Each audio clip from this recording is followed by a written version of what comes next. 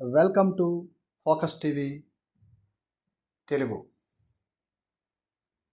ఈరోజు గొప్ప మహాయోధుడు, దేశభక్తి, స్వతంత్ర సమరయోధుడు, వెన్నులో భయం అంటే తెలియని ఒక గొప్ప యదువంశీ క్షత్రియ రాజు గురించి చెప్పే ప్రయత్నం చేస్తాను.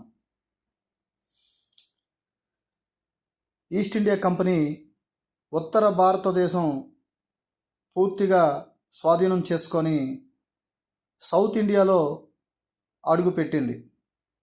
అయితే ఎంతోమంది రాజులు ఈస్ట్ ఇండియా కంపెనీ తెల్లదొరలను ఎదిరించలేక సరెండర్ అయిపోయారు. అయితే ఒకే ఒక్క నాయకుడు సౌత్ ఇండియాలో తెల్లదొరలకు వ్యతిరేకంగా నిలబడి ఉన్నాడంటే అది మామూలు విషయం కాదు. అయితే కొంతమంది రాజులు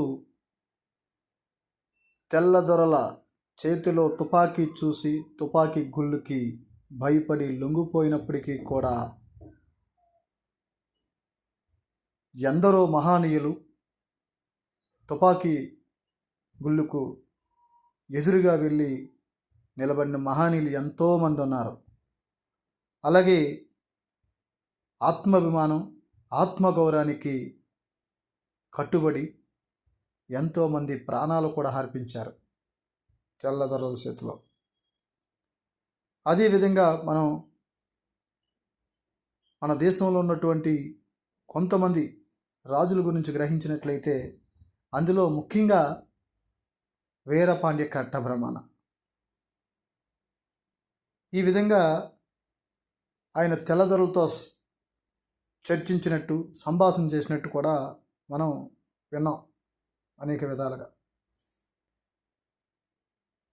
తెల్లదొరలకు వ్యతిరేకంగా జెండా ఎగరవేసి, ఒరే తెల్ల కుక్క, దేశం మాది, భూములు మాయి, నువ్వు ఎవరివి, నారు పోసావా, నీరు పోసావా, కోత కోసావా, కుప్ప నూర్సావా, ఎందుకు కట్టాలరా పన్ను తెల్ల కుక్క అని కూడా ఈ విధంగా సింహంలాగా తెల్లదొరలపై గర్జించి విరుచుకుపడినట్టు కూడా మనం అనేక విధాలుగా మనం విన్నాం.